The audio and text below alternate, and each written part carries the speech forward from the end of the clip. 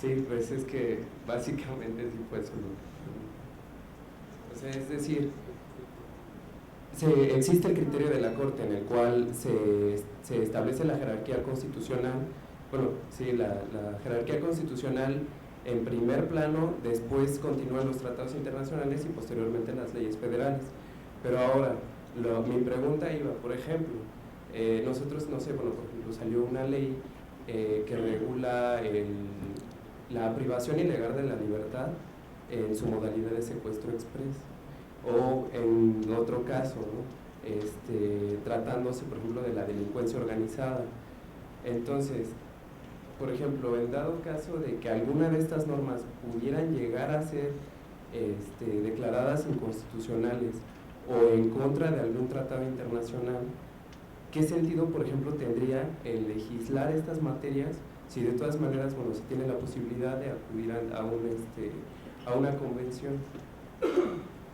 Bueno, mi opinión es, ya de entrada, en la admisión de esa modalidad, ¿qué peso va a tener exactamente la ley internacional? ¿Qué peso va a tener? Porque si tiene más peso la nacional, pues lo otro es secundario, lo otro es accesorio, y entonces sí habría todas las facultades del juez para poder aplicarlo o no. Y yo pienso que ahí habría un cierto margen de arbitrariedad, ¿sí? Y no tendría, digamos, el peso que se debería respetar. Entonces yo pienso que sí hace falta todavía un estudio para delimitar competencias y de ese modo no caer en estas contradicciones, pienso yo, ¿sí? Diga. Yo opino que no son contradicciones, yo opino que el legislador tiene que hacer leyes que respeten derechos humanos, tanto constitucionales como contenidos en convenciones internacionales.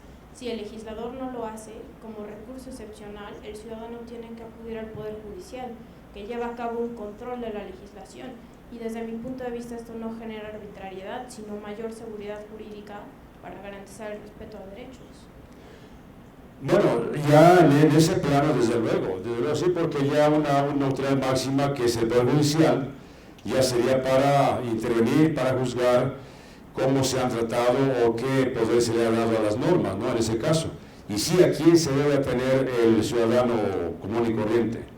A las instancias, según marca la misma Constitución, que nos dé garantía de aquello que nos es violado, ¿no? En este caso, pues iría por ahí.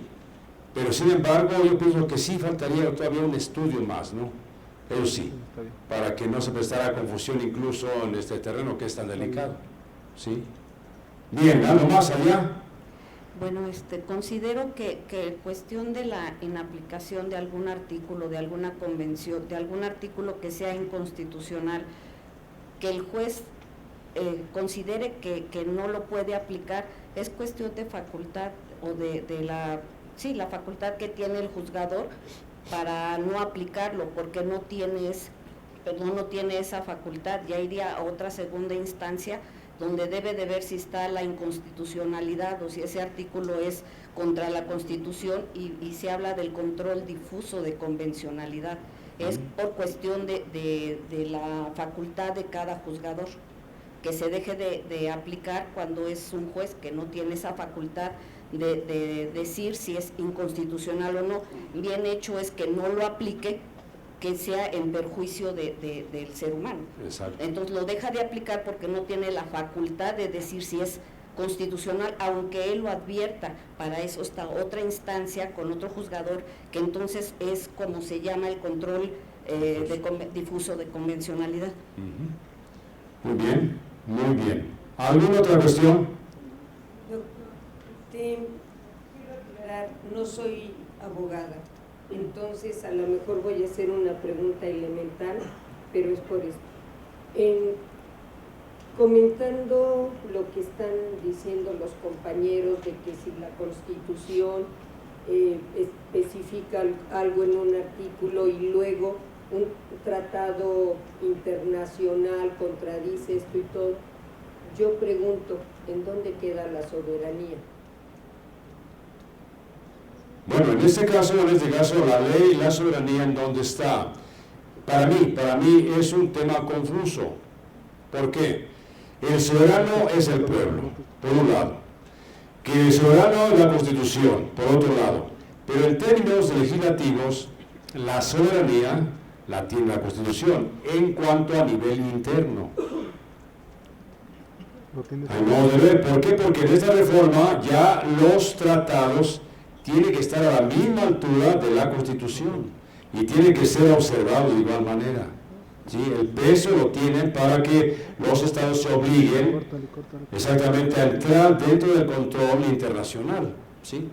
Entonces, a nivel interno sí, no hay ninguna otra norma más que la ley fundamental, como le llama Kelsen, que la Constitución, pero a nivel internacional ya los tratados, que es uno de los puntos de la reforma de ahora, que ya nos debe tomar en cuenta la Constitución o el reglamento interno de los estados para que tengan la misma fuerza los tratados internacionales, sobre todo los derechos humanos. Sí. Sí.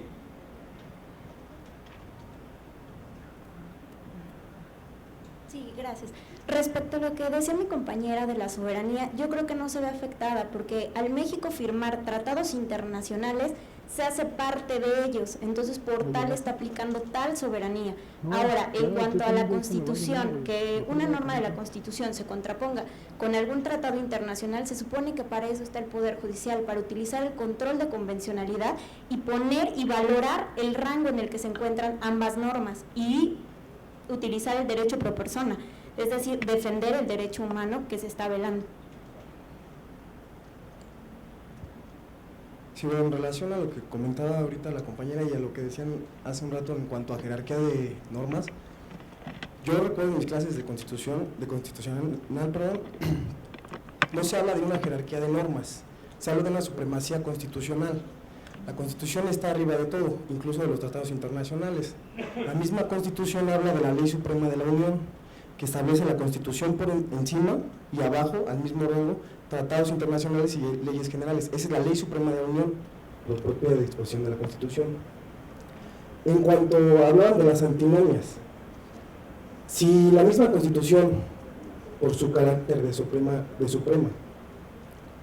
establece una disposición contraria incluso a un convenio constitucional que previamente haber sido ratificado por el Senado debió haber sido analizado para que fuera conforme a la misma Constitución, pero puede ser que se haya pasado, o incluso una reforma posterior a la Constitución que se contraponga a un tratado, tú estás obligado a aplicar a la Constitución como autoridad, y no solamente, bueno, en relación a lo que decía también una persona acá atrás, no solamente un juzgador, ahora la reforma del artículo 1 es a cualquier autoridad de cualquier nivel de gobierno.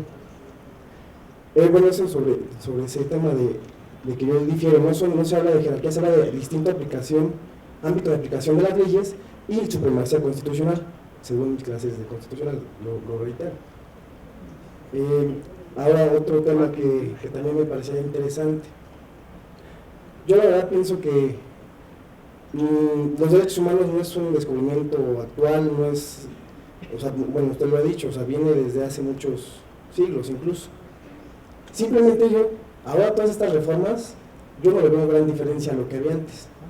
Hay grandes puntos que sí son, digamos, buenos para la aplicación, digamos, más bien para el respeto a esos derechos humanos por parte de la autoridad, que como usted lo decía, solamente la autoridad es la que lo debe de respetar, porque si un particular transgrede otro derecho, háblese el humano, porque como el derecho es inherente un derecho al humano, no puede ser un animal. Hablamos desde ese punto de vista, digamos, como usted lo mencionó, comete un delito, no comete una violación a un derecho humano, solamente el Estado comete la violación al derecho humano. Por eso están las comisiones de derechos humanos, la nacional y locales. Bueno, por alguna confusión que incluso creo que el compañero que estaba de este lado que decía que qué pasaba porque si los particulares también transgredían derechos humanos. Eso ha sido toda la vida de la existencia del ser humano, ¿no? Cuando se transgrede el derecho ajeno. Entonces, bueno, regreso a lo que estaba. Yo pienso que simplemente esto de, ahora vamos a pregonar por los derechos humanos y todos somos garantistas y así, es simplemente para legitimar estos nuevos gobiernos, para mi punto de vista, porque incluso el sistema acusatorio en materia penal es otra forma de legitimar la forma de gobierno, para mí, más bien a los gobernantes, porque nuestro sistema de justicia penal ya aplicaba muchos principios que decían que ahora son novedosos, que dicen, perdón, que ahora son nuevos, ¿no? Que apenas se insertaron, y no, simplemente estaban, digamos, de una manera implícita, no explícita, como ahora lo convirtieron. Entonces, para mí, lo reitero, es un criterio muy personal, simplemente todo esto de la reforma a los derechos humanos, el cambiar el nombre, el decir que ahora toda la autoridad debe respetar, cuando se supone que desde un principio, cuando se hizo la Revolución Mexicana, cuando se pasó de un estado se me fue el nombre, perdón, bueno, autoritario a un estado democrático, desde ese principio se pregonaba por el derecho al pueblo, ¿no? A los subordinados, a los gobernados. Ahora vienen a decir, oye, ¿qué crees? Que tú no estás, a ti... Termino mi presencia con ustedes diciendo lo siguiente, miren.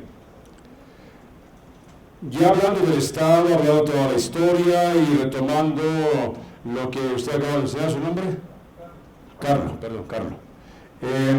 Sí, dicen que los derechos humanos, algunos dicen que son históricos, que lo vamos adquiriendo. Yo, para mí, exactamente es un modo de irnos conociendo, pero repito, qué triste es que a mí me digan en un papel, tienes que tratar a esta persona por ser niño, así, por ser anciano, así, por ser mujer, así. Qué triste, qué lamentable. Pero tomándolo de forma positiva es un modo de irnos conociendo. Bueno, pero un punto clave es lo que sucede, 2 puntos, nada más. ¿Qué sucede con el Tratado de Versalles? ¿Qué sucede?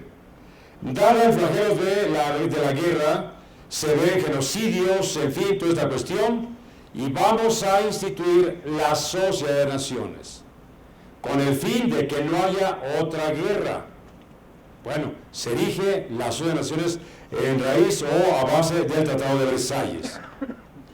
No cuaja, no sirvió, recuerden, fue un periodo de guerra fría, terrible, y al fin explota y desaparece, por supuesto, la Sociedad de Naciones porque no cumplió con su objetivo. Entonces...